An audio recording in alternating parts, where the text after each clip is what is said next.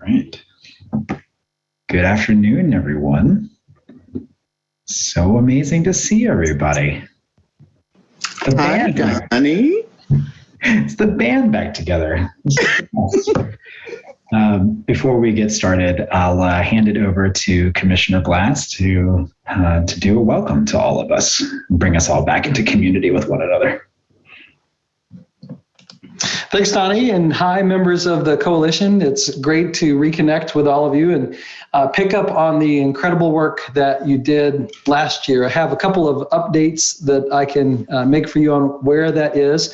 I've been using the United We Learn report really as the basis for all of my opportunities to talk to people about education in Kentucky and where we're headed. And I've been, the report is amazing, and I think it's gotten lots of attention and accolades from folks that have read it nationally and here in the state. But usually when I talk about it, I have about 4 minutes or less to express what's in it. So the big ideas that I've tried to focus on are, one is the idea of co-creation, that there was a desire expressed in the report clearly for Kentuckians to be involved in setting the course forward for education.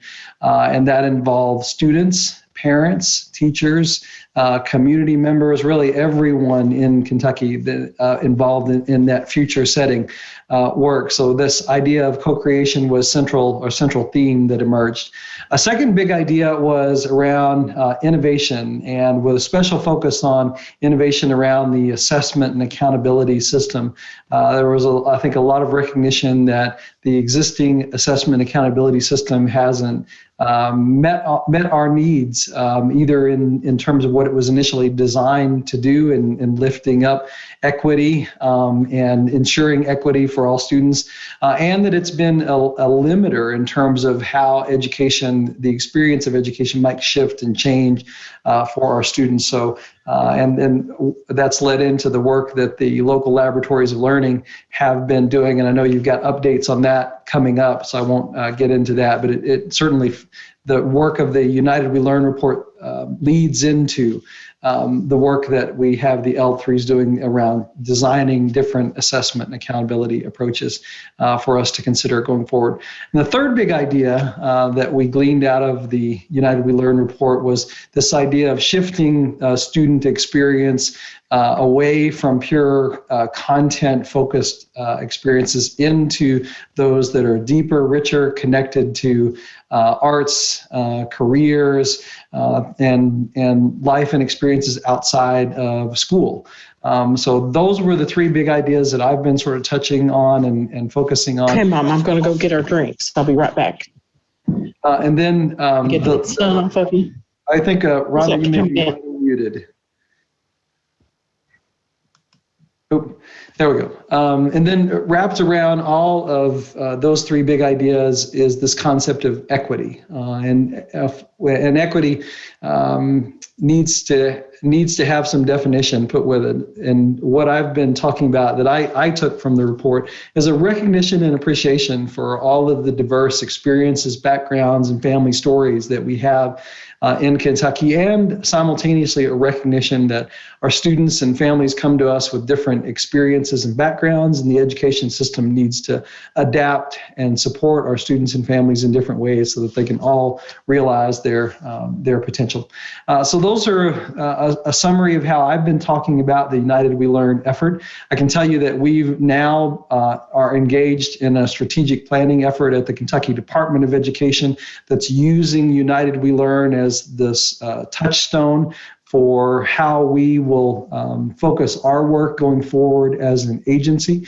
That is one part of the education tapestry in Kentucky, KCAE being one aspect of that. Even more important is the work that happens in our school districts and in our schools and in our classrooms and in the student experiences. So we are trying to bring forward these ideas of co-creation, of innovation, of meaningful student experience, and take that and support that work down to the individual student level, because that ultimately is what we believe is the penultimate, the most important moment or opportunity for change. If we're not changing what the students are experiencing and in a profound way, we're not really changing anything.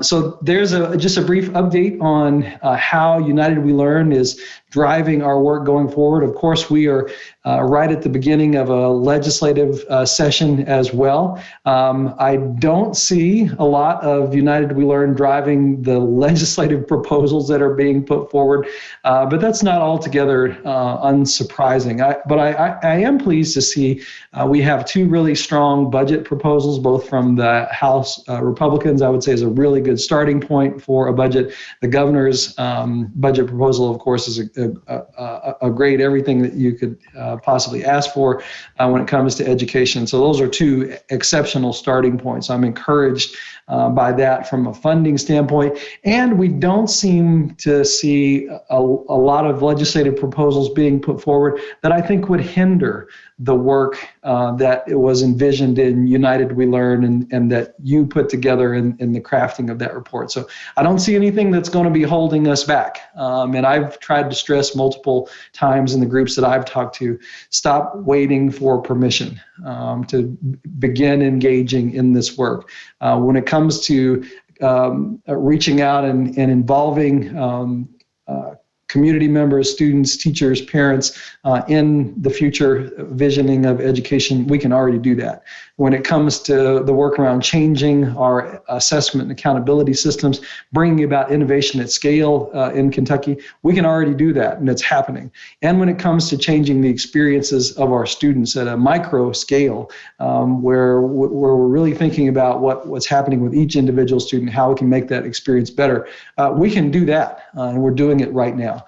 So we're not waiting for permission. We're certainly not waiting for the legislature to come in and direct us something to do, but I'm encouraged just to not see things that are going to make it more difficult for us, and am encouraged to see some positive things happening on a funding standpoint. With that, I'll turn things back over to Donnie for the rest of the meeting. I'm going to just listen and be here for as much of this as I can. It's great to reconnect with all of you, and thank you so much for the work that you're doing. Thank you, Commissioner Glass, for really drawing an incredible through line between the work that we began all together last year in June and really to this present moment, and really showing that the power of this coalition has really yielded something real and tangible for the Commonwealth, and is continuing to drive the work that you are leading, and also that the L3 communities are leading. On the next slide, we'll talk a little bit about the agenda and just to give people some insight on where we're going today. So we are just setting some shared purpose here, and then we'll have some time for each of the L3 communities and their leadership to share updates about what they've done, what they've discovered, what themes have been important to their communities, and also what they're learning about co-creation alongside the members of their community. And really, they're here to also share the prototypes that they have been developing that are really meant to address the issues that were in and raised by the United We Learn report. Then we'll break up into some small groups to do a little bit of sense making. You'll have a few questions that you'll discuss in those groups and take some notes that we will then aggregate and bring back together. And then we'll come back to the whole group and just share just big takeaways from those small group discussions. And we'll close, as Commissioner Glass mentioned, with Karen Dodd from KCAE sharing how they're thinking about strategic planning that builds from the United We Learn report. Then we'll also have a little bit of next steps discussion about where things are going to go from here. So we hope that today we leave this space together, having reconnected with one another. It's just great to see all of these names and faces back in the same Zoom room.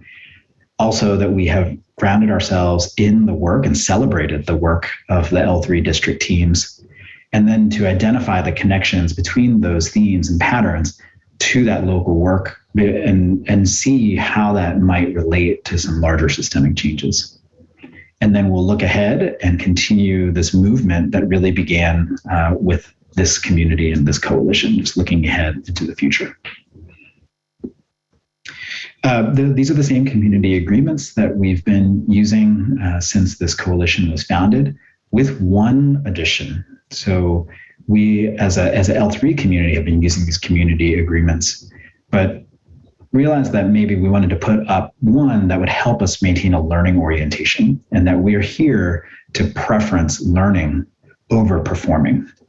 We want to create a space where it's okay to be vulnerable, to not know all the answers, to still be discovering, to still be trying to seek out the answers with our communities, and that things may be incomplete, and that's okay, because that's part of the process. The process of co-creation that Commissioner Glass recentered for us is the process of learning over time, and really embracing that over trying to show that we always know what we're doing and we always have all the answers, and performing that for each other.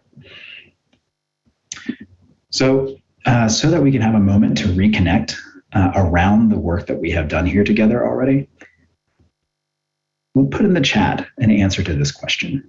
What is something from our work together that has stayed with you? It could be a process, it could be a fact, it could be a relationship. So tell us a little bit something here about what has stuck with you.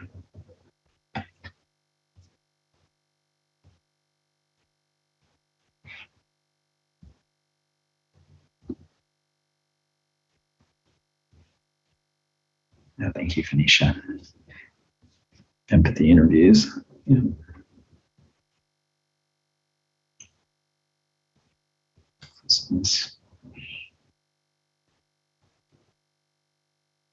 That our students have amazing insights. Absolutely. Taking on perspectives of other people.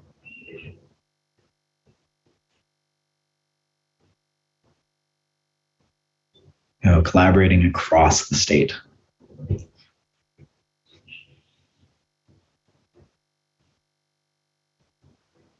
Listening. Thank you, Judith, for that simple message. Listen, empathize. That's great. Thank you.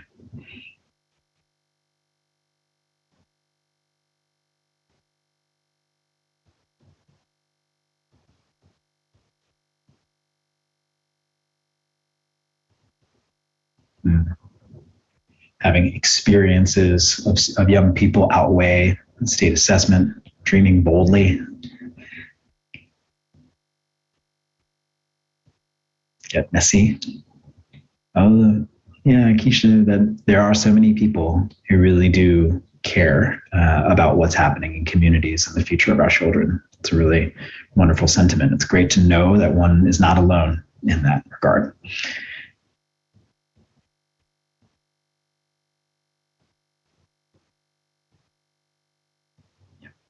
Thank you, Heather, allowing everyone's voice to come to the forefront of accountability, and Thomas, that the power of having a voice and using it to create real change. So we hope that we'll continue to build on these things that have clearly stuck with folks, and that we will continue to do this work side by side and really drive the change that we're looking for.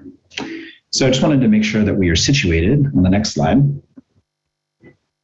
where we are in this process. So we began this as an inclusive design process, a diverse coalition that's co-creating lots of things about the student experience, but also trying to think carefully about assessment and accountability in regards to where that future might lead. And we moved through the process of empathizing, defining the problem, ideating, which is a fancy word for brainstorming new potential solutions, and then prototyping, building an idea that could really address the needs of the users that we're designing for. And so I just want to make sure that we are naming that this is where we are in the process, and we, in you, in some regard, is a way of testing some of these ideas, getting some first round of feedback, because you wrote the themes that were the beginning of this process. So you'll see how those themes really have been the foundation of the design experience. And so you have a really deep sense of whether or not these prototypes, and in what ways these prototypes are really meeting the aspiration of those themes. We also want to recognize that there are there are layers of prototyping, and so we're going to be continuing to cycle back to prototyping different pieces of it. We're prototyping now mostly experiences that will change the way that people relate to the system. But like how their experience evolves, the student experience often, as Commissioner Glass brought up.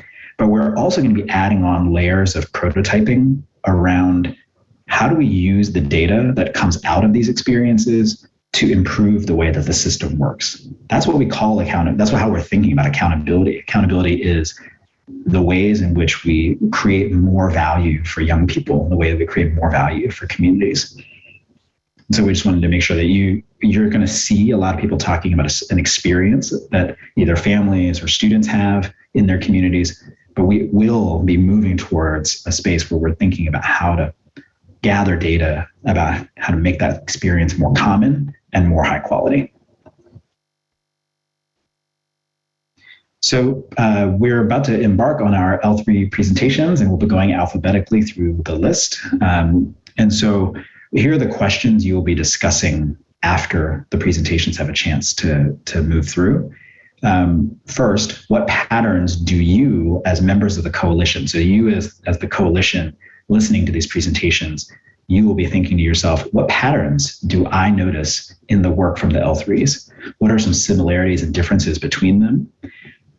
You can also put your role hat on and think, what kind of barriers might these prototypes run into when they're actually being implemented?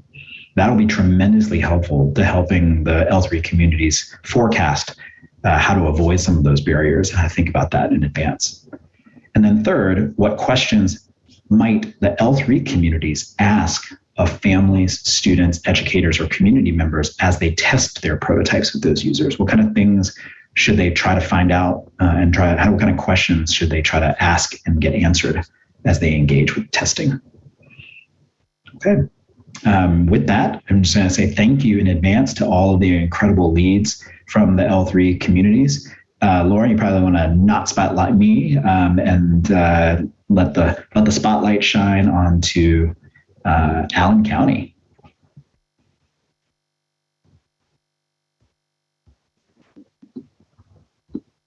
Thanks, Donnie. I will kick us off. So in Allen County, we actually that should say theme number 9. I don't know how that happened, but anyway, we actually spent considerable time as looking at our empathy interviews to try to reach a particular theme that we wanted to focus on. When we conducted our own empathy interviews within our community, what we heard was some of the same things that we have heard from the empathy interviews from the entire coalition, which is that lots of stress is created by the testing. Kids need way too much pressure on them. Needs to be more fun and engaging in school. It causes children to be overwhelmed and anxious. Those are just some of the things that we were hearing that began to surface. So when we decided on a theme that we wanted to focus on here in Allen County, we made the decision to go with number 9. We did feel like there were a couple of other themes that we could have tackled as a result of looking at those empathy interviews, and we still believe that a couple of those themes will feed in as we continue to move forward, maybe what our prototype actually looks like as we consider those. Specifically, I think it was themes 1 and 2 that were related to that we felt like would have potentially an impact. So number 9 actually says to make assessments go beyond a snapshot of a child to reflect what communities need to cultivate learning. Our problem statement that we identified was that we have a community that really does want to see our students be prepared in every aspect, from economic to social to being ready for the workforce. And that the current system, the constraints that are put on the district really only assess a very narrow set of academic standards that really doesn't allow us to maybe reach that kind of maximum obligation that we have to really build the students' skills, their passions, and their interests. So to kind of frame that back and be sure that we were connected to our theme, we developed some how might we questions related to that problem statement. And the first one was really about how we empower our students. That really speaks to the instructional aspect, what happens day in and day out of the classroom so that they can pursue their passions and interests. The next question that we have really focused in on is how do we assess the students' growth in those skills and dispositions over time, so to make sure that we are building their passions and interests. And then the last one is the communication of that to our community.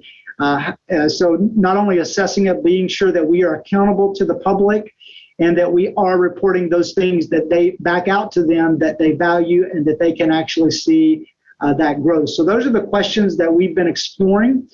And what we decided to put out there and test is really a defense of learning system across our district that is connected to our graduate profile, which is in Allen County called the Profile of a Patriot.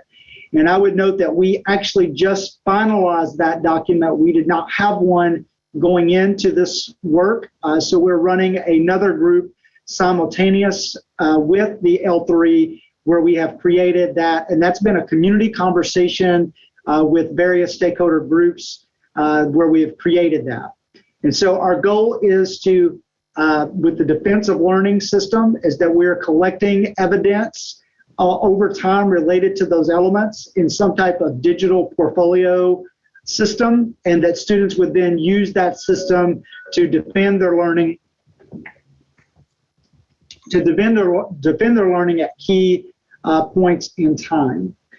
And then I would say that's kind of where we are today, and we have spent some time reflecting as a group on what we're learning about this work as we kind of come together in an inclusive model. And so the very first thing I would just note is the hearing of all voices and perspectives, some of those people that we really haven't maybe listened to as intently and considered their perspectives as much. That's been very important to us as we have worked together, and that we really are coming together to solve a problem. And so everybody really is engaging in that work.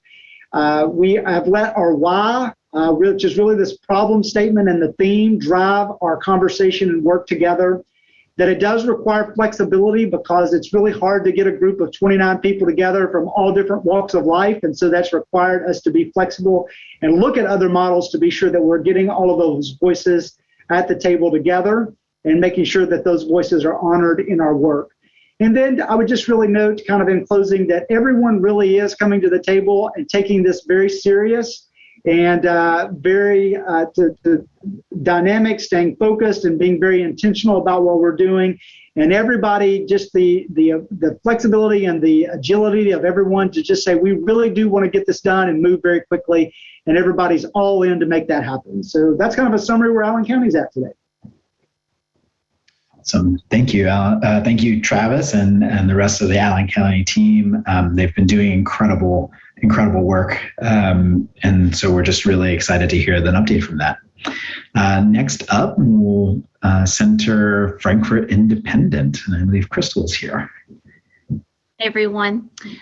Frankfort Independent also selected theme 9 as our theme. Our team quickly and unanimously selected this theme.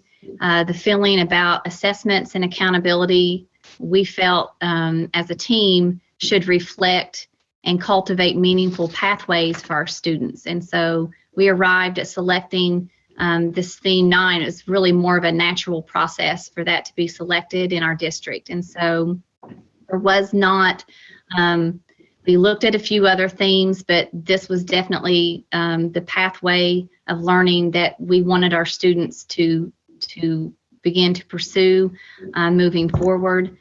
Frankfort's a very think outside the box type of district. And so, you know, just from the very start, our team agreed that, you know, our student assessment should mirror the performance-based and inquiry-based learning that is already taking place in the classrooms. And so that was a big starting point for us. And so as you can see, our problem statement, it's pretty ambitious. And so as we move into our problem statement, essentially RL3 started all of our discussions and reflections with students in mind. And so students naturally became that user that we focused all of our energy towards. And so it was clear to our team that that would be the direction that we would go in. We spent a lot of time on our problem statement through collaboration, brainstorming, reflecting. We came up with some key components that we wanted to contain in it. I would say through this process, it was the problem statement that we spent the most and majority of our time on. We spent at least 3 weeks on this portion. We focused in and narrowed down to some how might we, taking each little segment from that problem statement and trying to narrow it down to what we wanted that to look like for our students. And so how might we tackle this problem through different scenarios. We voted on this, got this down into how might we, and into the 2 statements that you see in front of us. And so that brings us to our prototype idea. Our prototype idea is going to stem around our profile of a graduate, which we already have in place. And so this came, our storyboards that we put together, a week or 2 ago, a few weeks ago, we quickly realized our storyboard was in place. Once it was in place and began working in our matrix, that Frankfurt was going to use the work that was already in place, which is our POG work. And so there's still some work, a lot of work that needs to be done on that, but we've realized that a lot of the things that we want to come out of this are already in motion. So each grade level, beginning with pre-K, will have building blocks geared towards milestones and many capstones upon graduating. And again, this is an ambitious hurdle, although I do believe it's possible. Through this collaboration and brainstorming that we've done together, it was clear that our team wanted individualized and a continuum of learning to occur with our students. Our parents and families suggested engagement to reinforce learning at home, toolkits for parents, student outlines. They brought to the idea, our community members brought to the table the idea of mentorships mixed in there. So if you see these 7 items, these are going to be the items that take place and make up our profile of a graduate beginning with pre-K. And so in saying that, we have a lot of work ahead of us. However, in doing this, we are very, very passionate about making sure what's happening in the classroom, what's already taking place, and making sure we're looking ahead to the future of our students to make sure their learning follows that pathway. And we think that it starts in pre-K. And so down to the summation, what are we learning about this inclusive design? I think we've learned that our community values have been reflected, that we care about the same things, and that we all want similar pathways to learning for our students. And this inclusive collaboration should be used as a model moving forward. But we must remain mindful in doing this. And when I say mindful and intentional, it's very important that we continue to add these inclusive voices to the table, even moving forward, to make this a workable prototype. And so in surrounding that and doing that, if we have this clear and true vision in moving forward, I think it will help to promote this prototype in our district and get it started. So thank you so much, Crystal. And it's been incredible how, and Audrey, I want to give her a special shout out too for engaging so many students in the conversation in Frankfurt, and how much that's driven the process here. And thank you for your incredible leadership and work. All right, up next is Jefferson County. And I know that Dina and Marlon are both here. Hello. And I just want to give everybody a note that please feel free to be taking your own notes about what you're hearing between the different presentations. And also feel free to put thoughts in the chat too, in case you want to memorialize it there as well. But with that, I'll hand it over to Dina and Marlon. Thank you. Well, I guess first I want to start by saying thank you to this group because without the work that this group did throughout last year, I don't think we would be nearly as far as where we are now. So when it came to selecting the themes, by having that work already in place, we had a strong foundation from which to build. And so when it came to choosing our themes, I think you kind of see a commonality across our L3 groups. We landed with the theme 9 around making assessments go beyond the slice of a whole child. However, I mean, we were quick to say, yes, we want to work on theme 1, theme 2, theme 3. All of them were very important and they resonated with our group. However, we really felt like it was important for us to build off of what we're currently doing in Jefferson County and our backpack of success skills. So we like Allen County, really dug into our empathy interviews and looked at what our stakeholders were saying. And we recognized that across the board from all of our stakeholders, that it was pretty clear that traditional types of assessments don't tell the whole story of the student. And what we heard from our students in our empathy interviews was that they appreciated being able to show their talents and skills differently in different ways through what we have with our backpack of success skills. But we also recognize that our community partners valued academic proficiency in addition to life skills, so looking at collaboration and communication and innovation. So we felt like theme 9 was really where we wanted to continue our journey. In terms of our problem statement, we chose the community as our user because we recognize that although the problem might look different from each user's perspective, we could all agree that we needed the community's help in providing experiences that would nurture a broader set of students' talents and skills. And so it really, the problem statement kind of emerged through some honest conversation from different members' perspectives around what's working and what's not working for their students. We learned a lot just by finding where there were struggles for our families and what we could do to address those concerns. So we recognized in general, we needed to kind of reimagine time and space and place. And that's a big ask. So, we kind of like, okay, what does that mean? Reimagine time, space, and place. And so part of our struggle in this journey was really trying to narrow down what that is, because we had a lot of great ideas. When we came to that brainstorming section, the ideation, we had a laundry list of strategies that we wanted to implement. So, but really making sure that we go back to our problem statement throughout this process and say, okay, if we want to nurture students' academic talents and skills, how best to do that?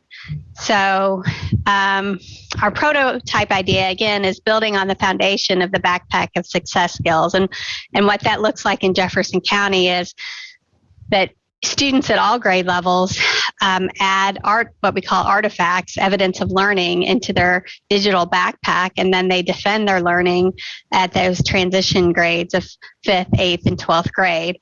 But what we wanted to do with this prototype idea is make sure that we're co-creating this with our parents and with our students, co-creating opportunities for all students across grade levels to demonstrate mastery in flexible ways, and recognizing really that learning takes place both inside and outside of school in the classroom.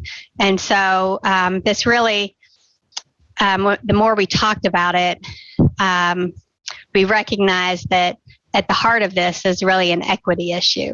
How do we ensure that all of our students have these opportunities, and how can we really take advantage of what's going on outside of those school walls that students are engaged in, that we can capture and take advantage of that. And so with that, I'll turn it over to my fabulous co-lead, Marlon, to talk a little bit about what we learned through this process. Thank you, Dina. I think we've really learned that inclusive design, I think we've all sort of said this, really provides for a much deeper and more robust process when you're able to see the issue or problem from all perspectives, educators, parents, business, community partners. You just get a fuller process. Well, I think we also talked a lot about just adopting this sort of whosoever will approach. Education and challenges that we have are big problems, and it takes everybody sort of working together. There's plenty of work to go around, and we want to be very open to anyone that wants to be at the table in helping us through this work.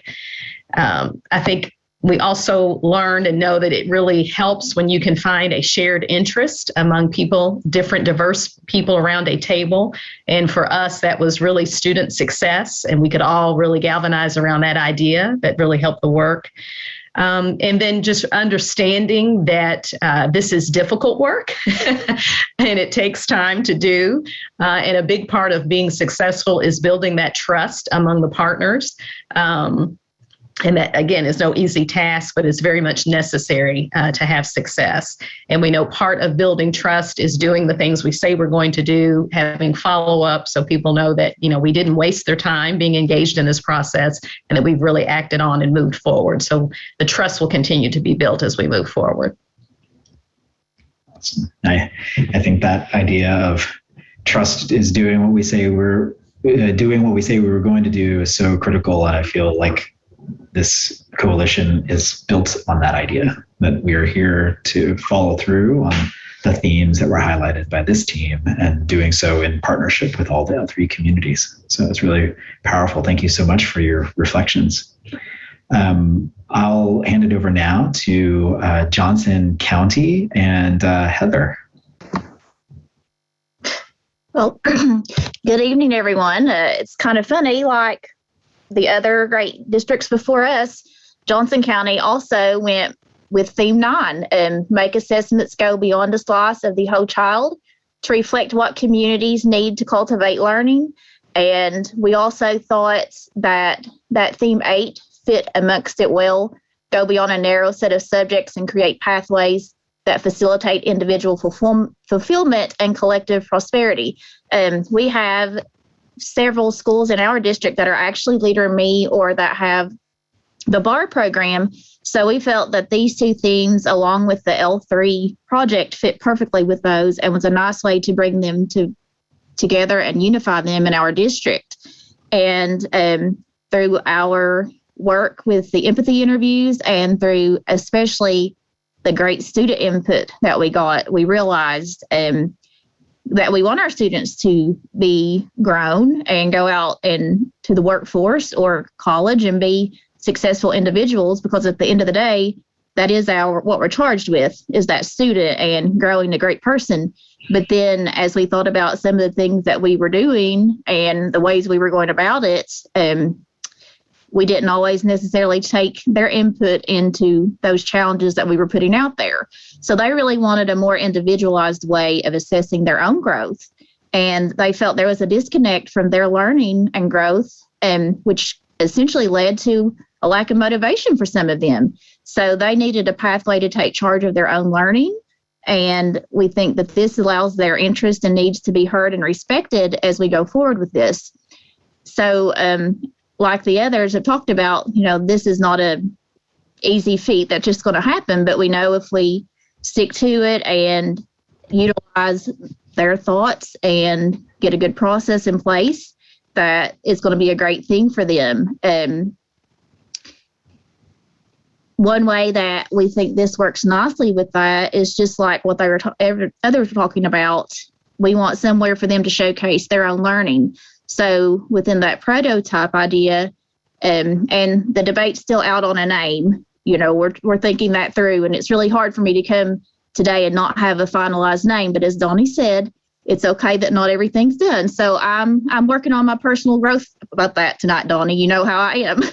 But they are essentially at the end of this, they'll have a digital portfolio, and the elementary kids, especially if they do Leader in Me, they're already doing leadership notebooks or some sort like that where they track things and they track goals and career exploration. So we think this will work perfectly, and it'll be something that they can take with them to showcase their growth, as well as career exploration and a pathway completion and or some type of certification attainment at the end of their high school career. But like some before talked about, this doesn't just start at the high school level. Our students will be learning and exploring about careers kindergarten up. So it's a great thing, as you know, this allows us to just put it together in a more strategic way and unify it for our district. One thing that we really learned about that inclusive design through all of this, and I heard someone else say it, we have to be flexible. We talk as educators all the time that we know we have to be flexible, but we see sometimes saying something and doing it, living it is a different thing. So when, like they said, trying to get together a group of 30, 40 people in mixed COVID and mixed bad weather, whatever, it's not always easy to do. So sometimes we had to back up and come with a plan B. Our students, a lot of them that were a part of this are also students who are athletes or on academic meets, things like that. So we found it was easier to go during the day and meet with them and then bring in their input through Padlets or something like that and let the others see that.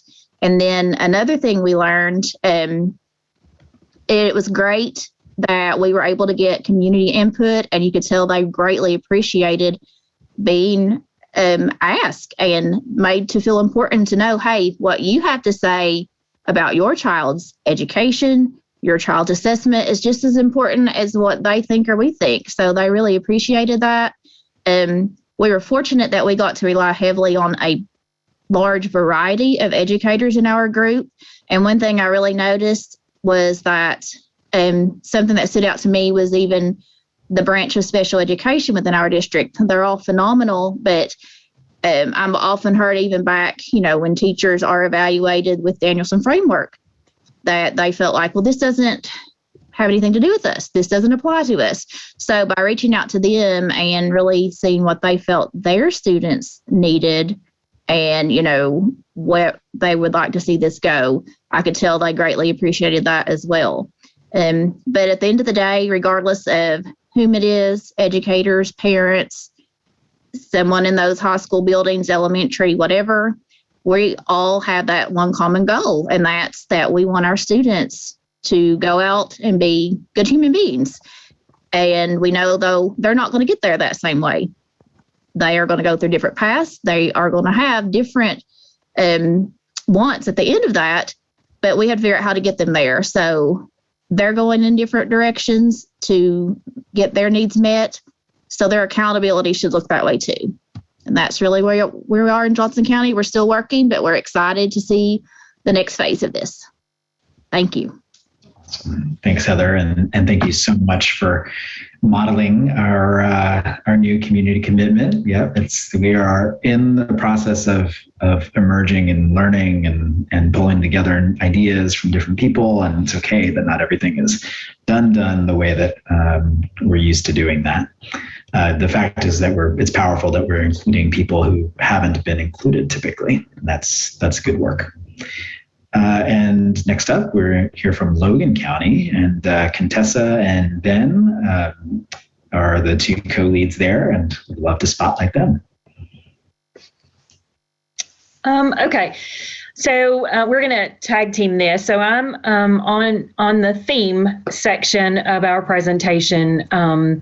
When our district began our work around what we called our profile of a graduate at the time, we really embarked on that work because we realized that success on a standardized test didn't prove that our students were being successful in our community. And it also didn't share the strengths that we knew many of our students had. And we weren't seeing those strengths and being able to recognize them.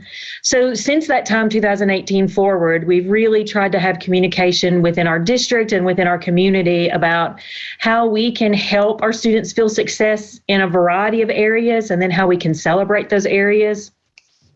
So when we started the work with the coalition, the conversations within our group centered again around how we could spotlight those important areas for our students.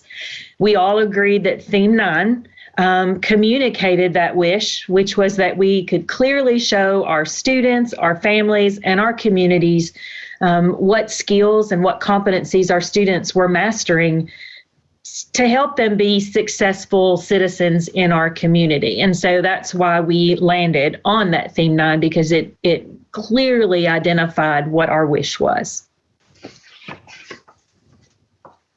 And so then our problem statement was, while most of our, or a lot of our community had some input in the initial design and development of the profile of success, various stakeholders may not have been able to understand all the aspects of it, and we wanted to make sure that they were aware of what the profile of success was and how it measured and reflected the abilities and the differing abilities of our many students, and also portrayed the whole child and gave you a glimpse of the whole child.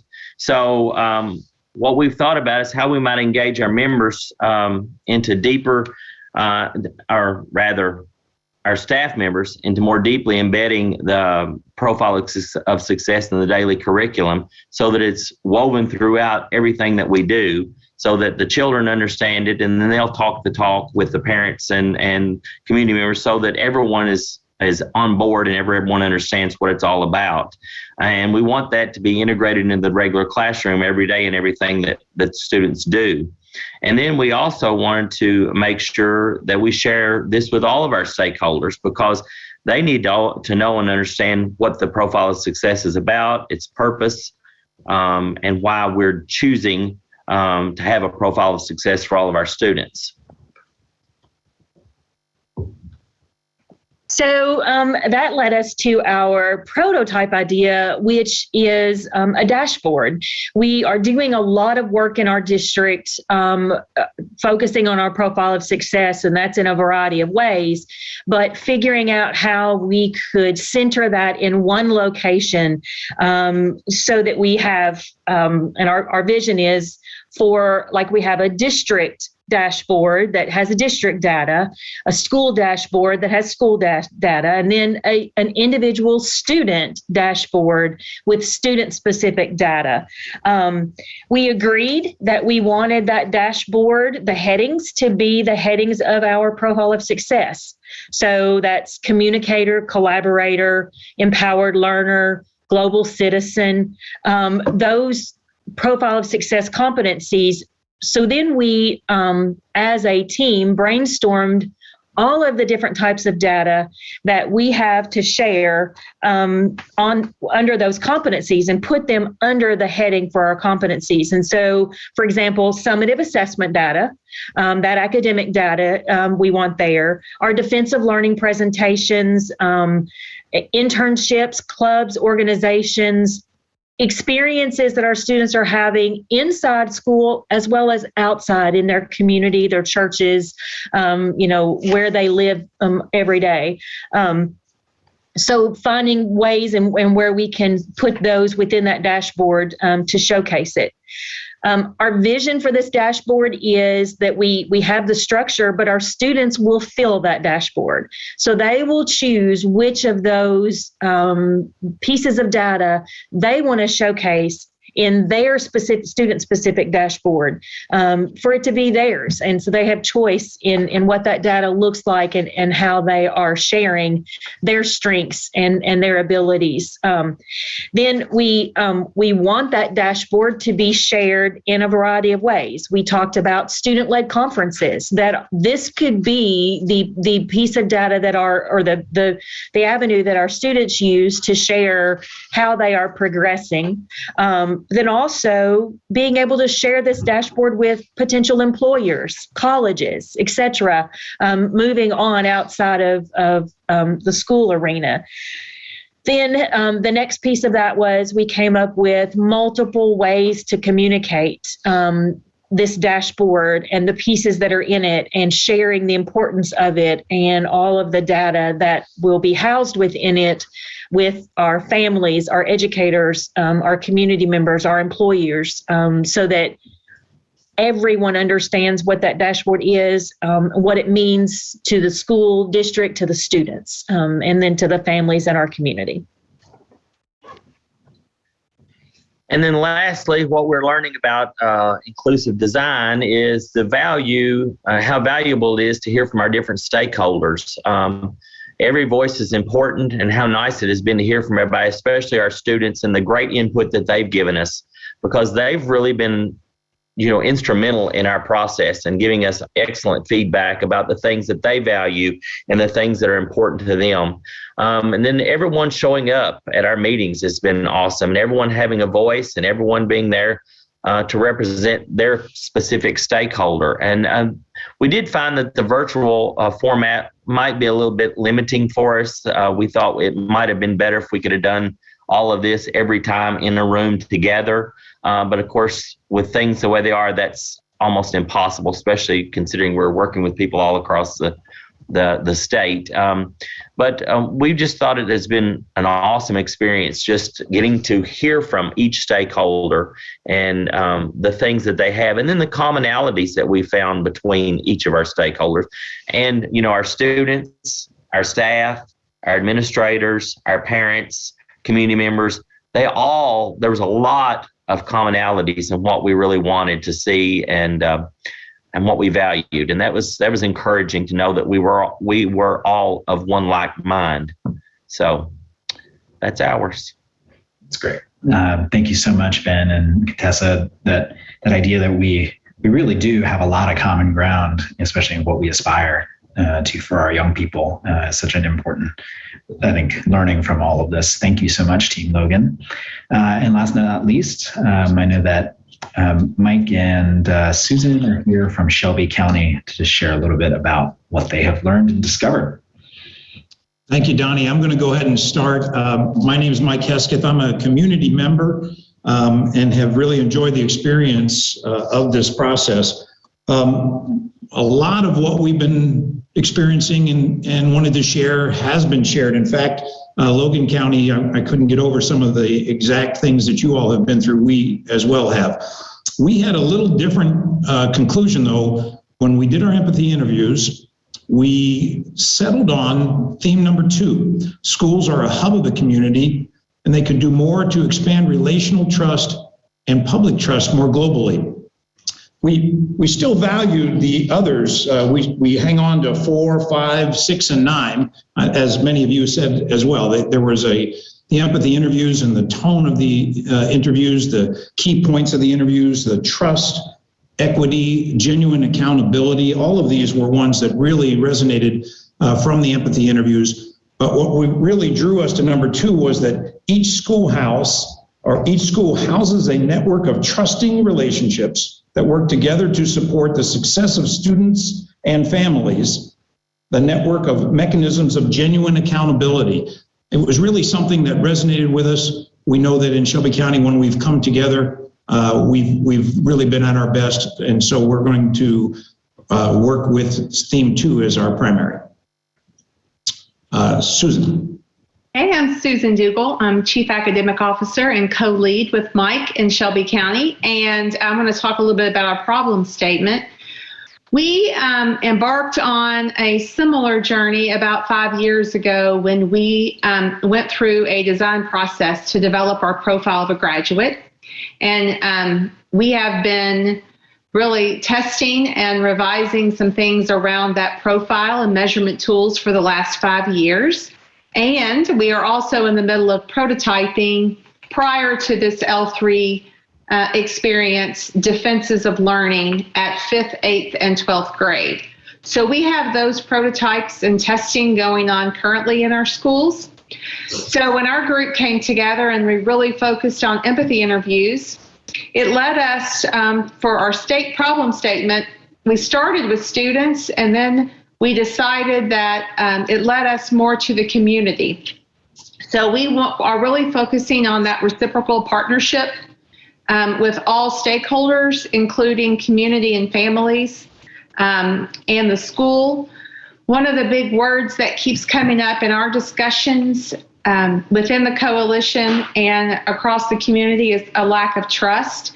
And I hate saying that every time. I don't want there to be a lack of trust, but the lack of trust is based upon what you see there in the problem statement.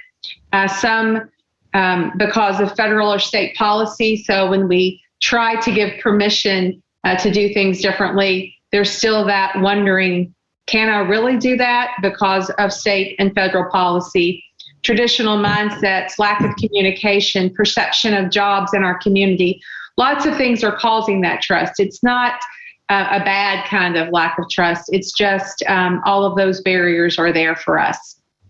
So we decided to tackle that and really kind of narrow our prototype idea by answering the question, how might we build trust and reciprocity using our grad profile that we have in place as a foundation for assessment and accountability? So this past week, when we got to the prototyping phase, we came into it thinking after ideation, we may really focus on the product of a defense, but we ended up deciding that in order to reach that reciprocal partnership that we want among all stakeholders, we really had to do a huge focus on building the knowledge and efficacy of our community members and families and staff members. So our prototype idea is kind of narrow, but it's really big when you think about creating and implementing a plan to engage every family, community member, and employer in Shelby County with the Shelby County Public School Profile of a Graduate. We chose to use the word every instead of all because sometimes the word all, people get lost in that. But when our plan, our storyboard will focus on how do we reach every one of those stakeholders intentionally to engage them. We think that will make the difference and really impact the effectiveness of our profile and our current defense prototypes. So that's why we are choosing to focus on that prototype currently with this L3 group. And some of the learnings, as it says at the bottom, building relational trust in our L3 is the first step in achieving our goal of establishing a reciprocal partnership between families, community members, and school.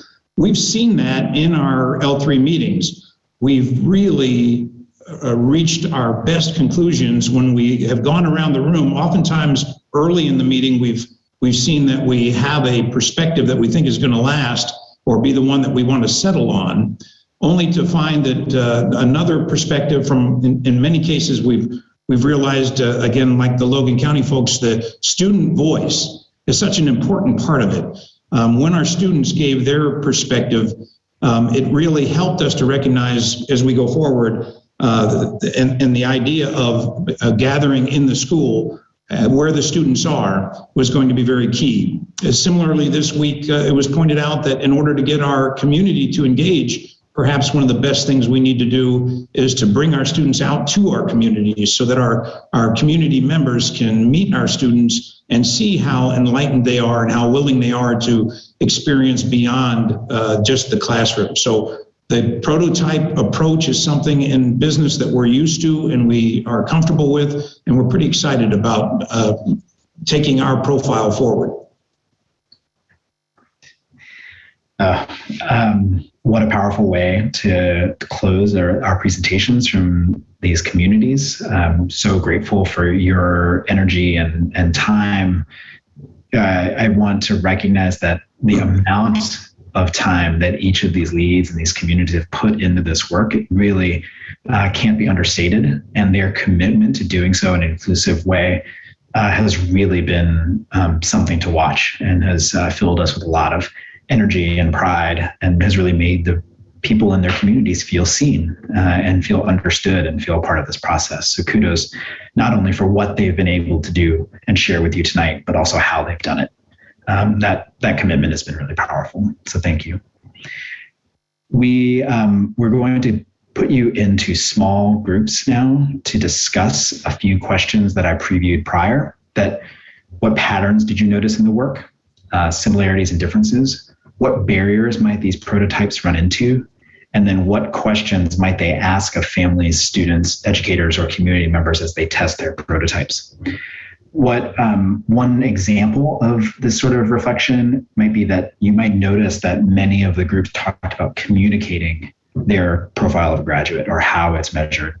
That's a good question, whether or not it's communication or is it about how the data is collected or what is measured. Those are questions that you may want to lift up if you're noticing that there's certain assumptions being made about the problem. You can lift up, questions that help them get to that and help them understand whether or not that's really true, because they're going to be going into their communities to test their prototypes as their next step. So just in case, or just so that you have them, the note catcher where each of the groups is going to be just cataloging some notes, and you have somebody in there who can help capture those notes for you. And also the slides, just in case you wanted to zoom in a little bit more closely into the slides that were shared by each group. We're going to be in these groups for about 14 minutes. We're going to come back very shortly and then do a little quick debrief, and then we'll hear from Karen Dodd about strategic planning, and then we'll talk about next steps. So we're about to zoom out. Lauren, how are we feeling? Okay, all right, let's do it.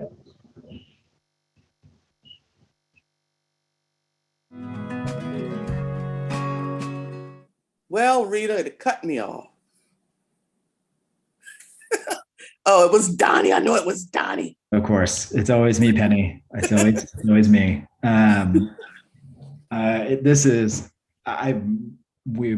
I'm just so inundated by this feeling of like gratitude and for the L3 communities, but also for this coalition coming back together to offer up such rich and thoughtful feedback. I'm blown away by the depth of where we got to in our conversation. I just want to thank everybody in that group.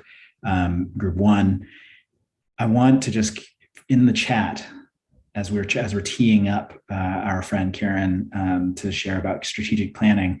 Would love for you to just take a moment to reflect on one big takeaway, something that struck you from that conversation. What is something that like you're now thinking differently about, or something that's really sticking with you?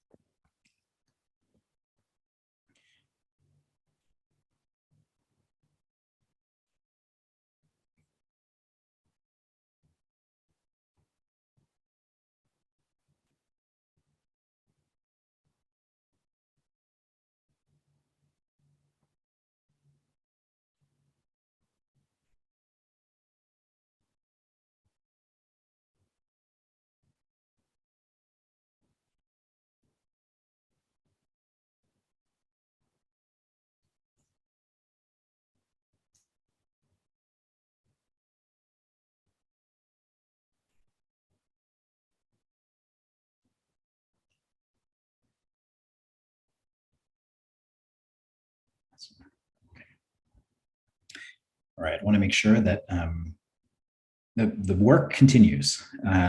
We will share a little bit about where the L3 communities are going to be going from here. But it's amazing also that this idea of co-creation and really including more voices in the work has really spread not just from this project, or has not been just contained to this project, it's actually spread to other streams of work. And in alignment to that idea, I want to turn it over to Karen Dodd, who's the Chief Performance Officer for KDE, to share what she's thinking about strategic planning. Thank you, Donnie. Hi, everybody. It's so great to be back with the coalition again. You all have been doing amazing work, and the addition of these L3s is just, like Donnie said, I'm filled with gratitude tonight to see all of this amazing work and to see what we started continuing and just growing. It's really fabulous.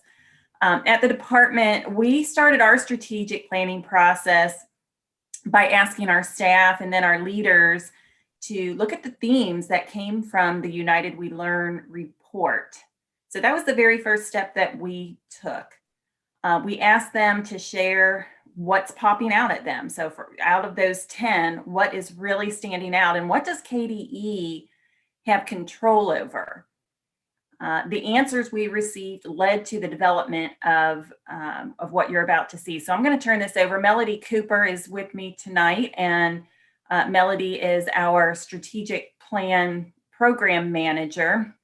So she and I work side by side to put all of this together. So I'm going to ask Melody to go ahead and share the first couple of slides, and then I'll jump back in. Okay, thanks, Karen. Hi, everybody. It's so great to be with you this evening. So as Karen said, we've been really trying to take into account the work that was done, the important work that was done here in the coalition and that will continue with the L3s. And so I want to explain our vision and mission to you and point out where we have taken this work and put it into action here at KDE. So our vision is, of course, how we see things in the future. If we're looking to the future, what we want it to look like. And we've had this vision for several years now. This is one that's pretty solid for us. Each and every student empowered and equipped to pursue a successful future. So then our mission, when we're looking at how we define our role in getting to that vision, what our mission is to, this is where the first place where you will see some of the coalition work, because we wanted to make sure that we noted the broad partnerships that we want to happen. So previously we've had mission statements where certain partners were pulled out and named, and this seems more important now to just encompass broad partnerships so that we provide leadership and support to ensure success for each and every student. Because we saw just from this coalition work that trying to name partners leaves people out and really valuable voices. Okay, on to the next slide. This is where, this is also where you're going to see some coalition work in our values. So our values is where it's integrated through our work. These are the behaviors that we have named that we want to be integrated through our daily work and everything that we do. So equity is one that, again, has been there for a few years.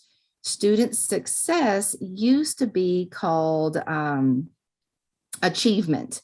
And after looking at this coalition work and all of the voices and what we've learned, student success is better encompasses what our intentions are, because achievement seems so focused on test scores. And we hear loud and clear that the voices in Kentucky want us to go beyond test score. So student success is a better term for that. So there's evidence of our listening to the coalition for this. Collaboration is another one that we have used in the past. So we've always valued collaboration. Integrity as well is one that has stayed there. So what our intentions are clear, and what we're saying we're going to do is what we're going to follow through with.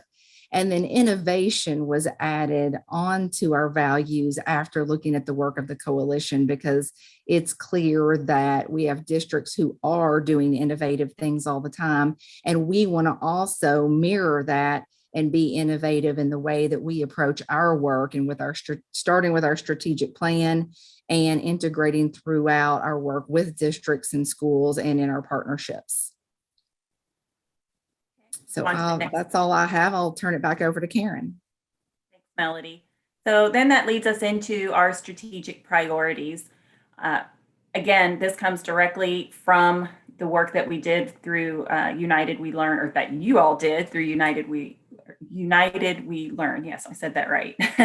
First is access and opportunity. And this actually used to be student success, but as Melody said, this was highly focused on achievement. So we changed it to access and opportunity, which is not just about students and their success at the post-secondary and career level, but also educators. And it was really important for us to include educators in this access and opportunity to ensure that what we are able to control is giving resources to those educators to make sure that they can provide the right access and opportunity to students.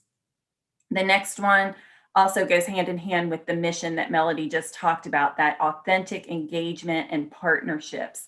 So really continuing to work with our key stakeholders and engaging them, all the diverse groups, to build systems that will improve outcomes for students in their community. So we're going to be very focused on changing our processes, looking at our advisory groups differently. How do we engage with them to really make sure that our work is continuing to listen to everybody and folding what we are hearing into our work. And then finally, operational excellence. This is one that we did have in our previous plan, and we think it's important that we continue to grow as an agency, making sure that we have the capacity to do the things, all of these things that we're hearing that our stakeholders want us to be able to do for students. Then on the final slide, this is just our next steps. So as we continue to work with our leadership team and the rest of the staff at KD and also the Board of Education, we're going to be talking about objectives. We're actually working on that right now. That'll lead us into initiatives. We will have measurable goals for all of these objectives, put action plans into place, and then the implementation and monitoring. And that's really where Melody comes in to make sure that we continue to monitor the work, that this isn't just a plan on a shelf. We're very active in how we monitor the work that we're doing. That is it, I believe. So I think on the next slide, yeah, we have, if you're interested, if you want to give us any feedback on what we're doing, you can email me or Melody. We're happy to hear anything you have to say. You can put it in the chat. We'll see that as well. And just thank you all for your input. Thank you, Karen. Thank you, Melody.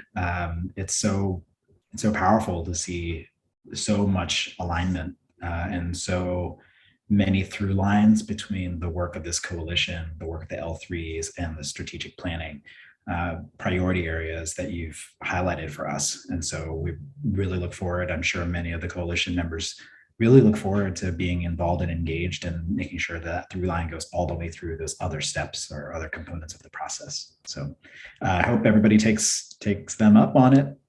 So you've already raised your hand to be here, and we know that this is a group that really loves to be engaged and involved. Speaking of engagement and involvement and further work, we just wanted to give you a little bit of a preview about where the L3s are headed next. And so we have incredible work happening around the user experience. So everything you heard today is really about the prototypes, about innovations that will change the way that users interact with schools in the district. But they're going to continue to work on that, and then layering on top of that, thinking about how do we hold the system and ourselves accountable for quality implementation at scale of those good ideas. So that's going to be an important layer that we continue to work on as these L3 communities are doing their work. Just want to give you a little bit of a heads up about the timeline. So we're giving you this updates now. February and March, those first cohorts, so this original set that you just heard from today, we're going to continue to build out their prototypes and test them with users. And then on March 29th, we're hoping to bring us all back together again to share further learning. And that will be in advance of doing a presentation and sharing more learning with the board later that or early April. over the spring and the fall, they're going to be implementing those prototypes further, and then really thinking, how do we structure local accountability around that prototype? How do we structure holding ourselves accountable and improving every single day? So cohort 1 is doing incredible work, and cohort 2, the next set of communities that were part of the L3 process, who've been riding along with cohort 1 this entire time, are going to be launching their processes on March 8th. They're going to be in a community of practice with cohort 1 and cohort 3, which is so exciting to think about how this is spreading across so many communities. And then over March and April, they'll be going through a similar design sprint as cohort 1. We've made lots of tweaks and changes based on their feedback, but it will still have a lot of the same co-creation, or all of the same co-creation flavor. And then summer and fall, really thinking about implementation. And so we're going to continue to keep everybody updated about that work, and to continue to be engaged in co-creating all of it with us. And that's really the power of this particular coalition, the way we're doing this.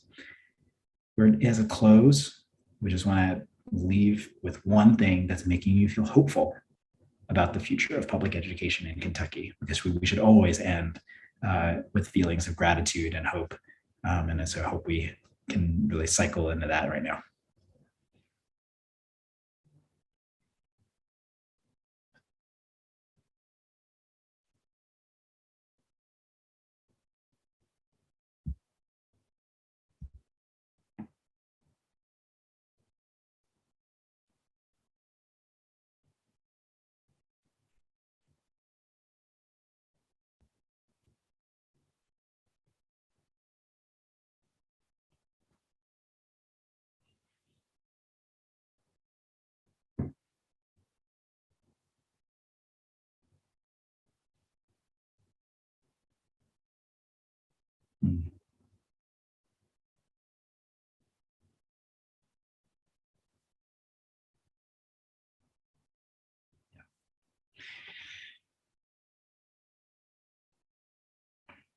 All right. As we're closing up and you're putting these incredible and heartening thoughts into the chat, if you enjoy using the reactions button, let's just send up some fireworks or party hats or thumbs up to the L3 communities. Cohort 1 and cohort 2 have just been truly incredible, and I hope you got a sense and the flavor of the hard work they've done and the vision and the ambition that they've brought to this work. So kudos to them. Really exciting stuff. Really, really exciting. Yay. Okay. Well, everybody have an awesome night. Thank you for coming tonight. Couldn't do it without you. I think that's the idea. Can't do it without everybody. So we will see you on March 29th, and you'll see it. You should get an invite for that, or if you don't have one already.